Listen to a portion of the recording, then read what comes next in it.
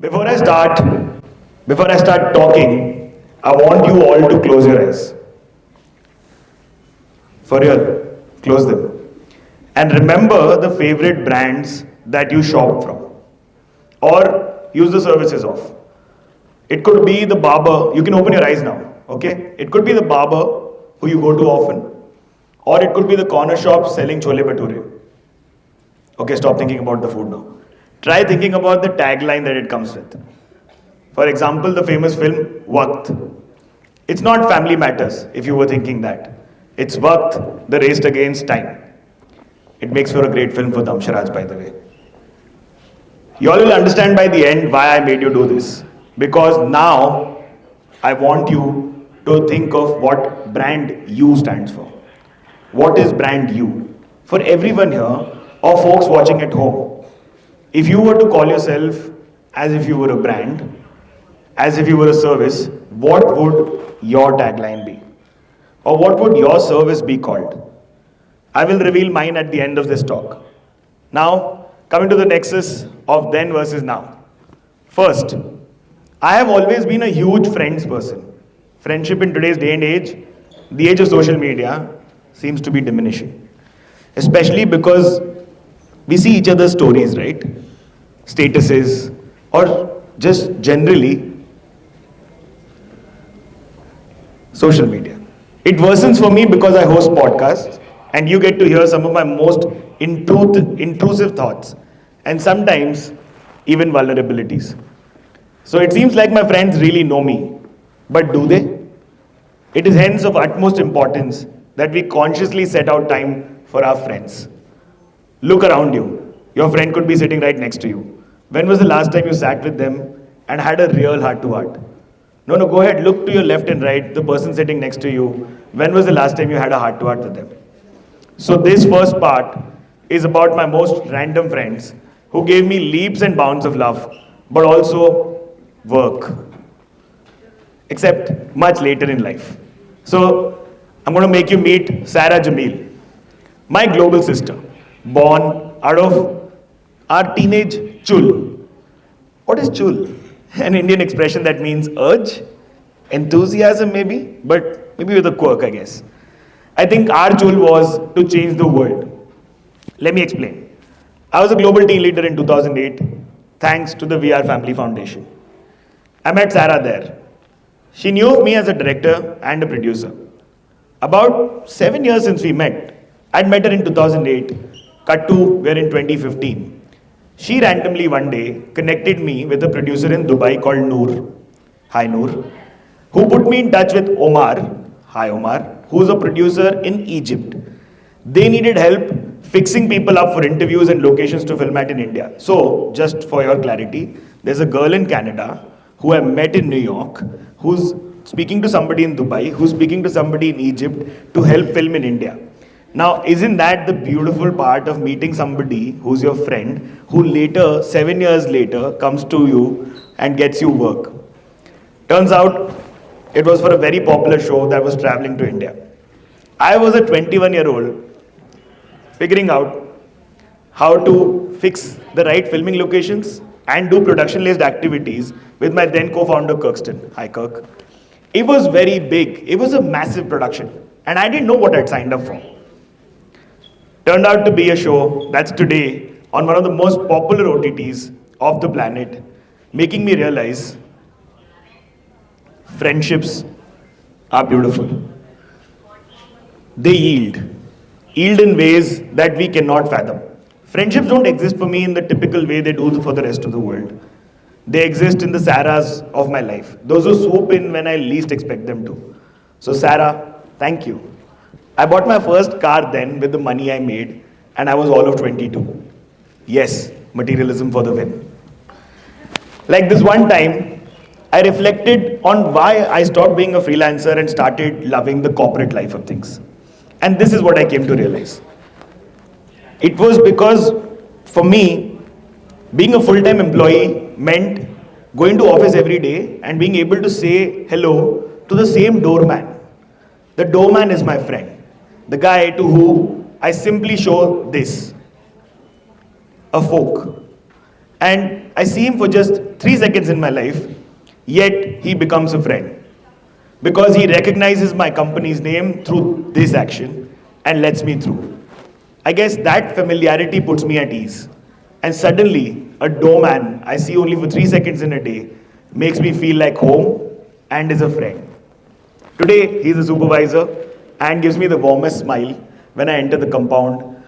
And our friendship exists. But there's also another kind of friendship that exists for me with a guy called Baba.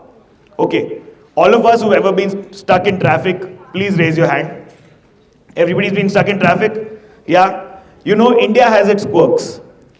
Whenever we see opportunity like traffic, we make a business opportunity happen. So there are multiple peanut sellers in front of tolls or in Mumbai's traffic. One such peanut seller is a friend of mine. He is called Baba. He literally is a peanut seller by the roadside. And there used to be these folks selling peanuts. They still do. But Baba has probably gone back to his village. This man once waded through knee-deep water for us simply because we had crossed paths so many times. When I had gotten stuck on the highway in Mumbai. This one fateful rainy monsoon in Mumbai, he decided to be our savior. We'd been stuck in traffic for 3 hours. He rescued us from hunger that had built up for these 3 long hours. His kindness is something I'll never forget. And then there are those who are closest to us, yet they are friends first. My partner, my BFF. She truly is. This is the moment where you go, oh, so cute. She is one of those I can truly be my unabashed self with. Our partnership itself could make for a different TED talk. But I wanted you to get the full breadth of the friendships I root for. Because you don't know how each one built today yields in the future. This advice may sound very baby boomerish, but it is so true. Choose your life partner wisely. It resolves 90% of your issues. The feminist in me urges you to stop cracking husband-wife jokes though, for real. Know this, I forge relationships with full bare bodiness, not because they will yield something someday, but because I love with all my heart. And I suggest, so should you. For example, I was a child actor once. Yes, I've done 3 films, 5 daily soaps, and 1 advert between the ages of 6 to 16. That's the moment you go, I'm not done yet. Why I'm telling you this is because as a 6-year-old, life on a film set was pretty maddening. Because being on set, it's like a fair, an exhibition, which is dangerous because equipment is expensive and you can't just nudge something that wasn't supposed to be nudged. It is about the people there though. Because as an actor, you're so far away from the technical crew that it is often advised not to be friends with the lightmen, with the grips, with the catering. Because, well, classism is real. Lightmen or the catering or the actors or the director himself make an actor become what they are. I guess I'm an empathetic leader today because of a lot of creative individuals. I didn't differentiate then, I don't differentiate now. And this learning is what truly makes movies possible.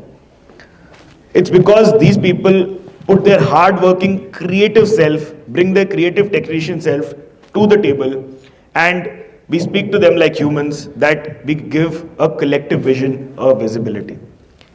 This also helps me be the conversationalist I am. Because it's only when we judge or bring prejudice to the table that conflict arises. Otherwise, we're just curious, wanting to learn about people's stories, right? Know this, a film set is where you realize teams and their yield is for something that's bigger than one person. It is truly how a collective presents a beautiful output called cinema. So make friends without inhibitions, without biases, without prejudice. Be open, be nurturing, and most importantly, make the effort to do physical sit-downs in the age of social media. They will help you as a human too. It helped me become a better conversationalist. Second, family. Remember that exercise I gave you in the beginning? It was to tell you that you are your own family first. So brand you. That question I asked you to, think about, Write an answer to it. What is brand you? If you don't have a pen or a paper around you, write it in your phone, in your notes. Imagine what brand you will be called.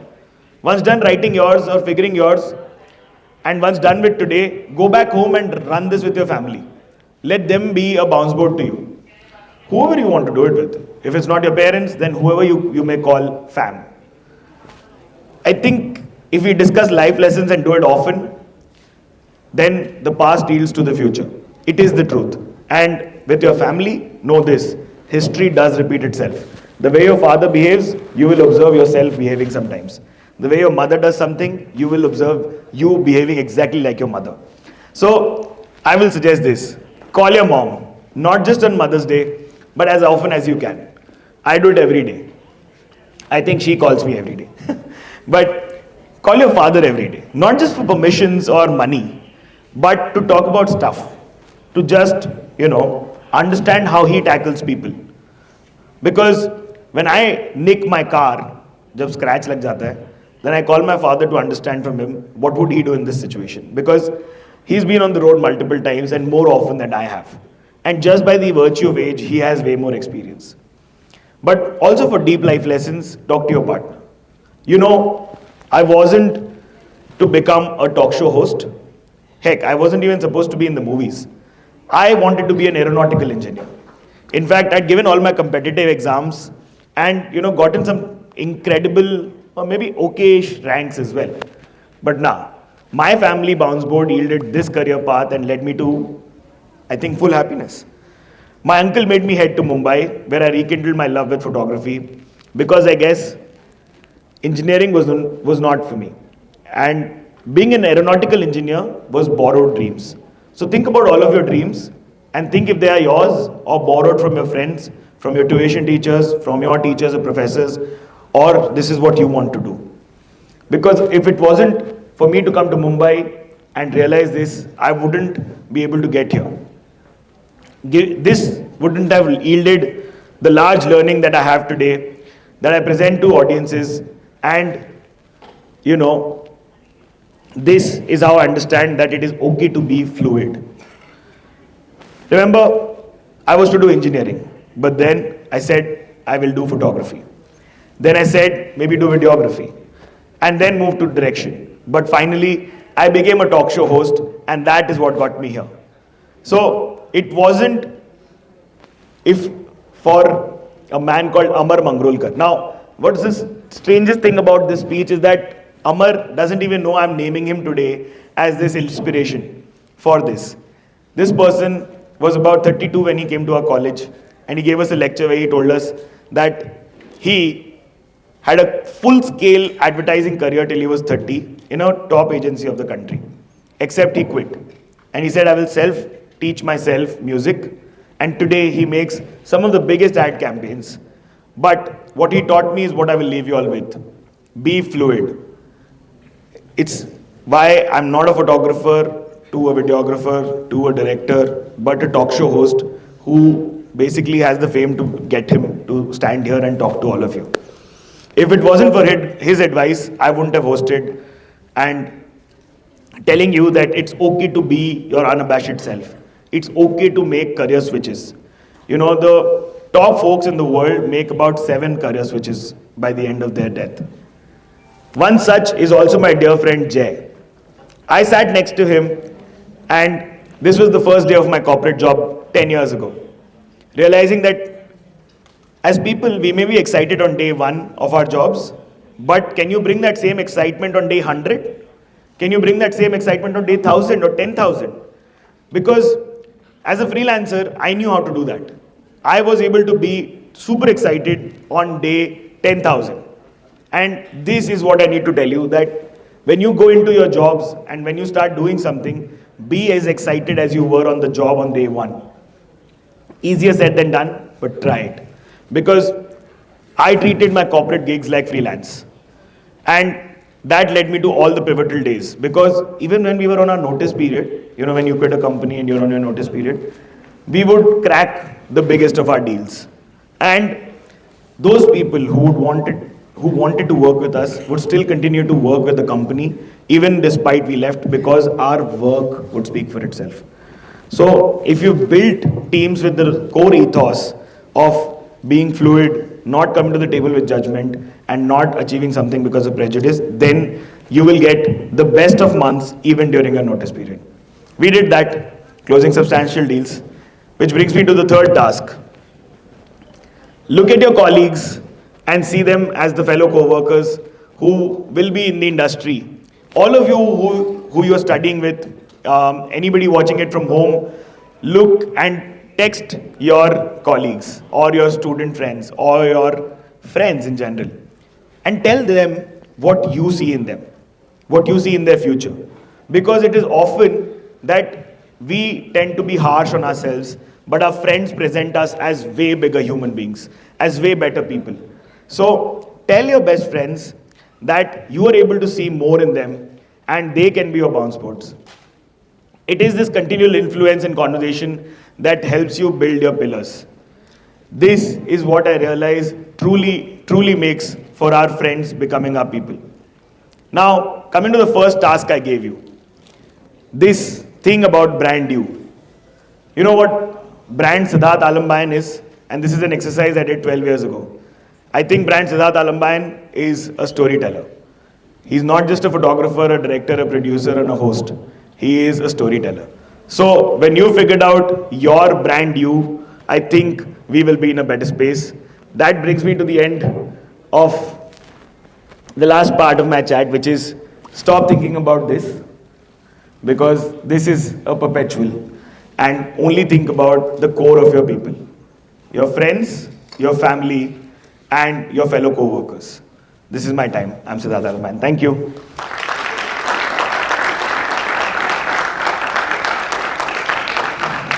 Okay. Yeah. Thank you. Cheers.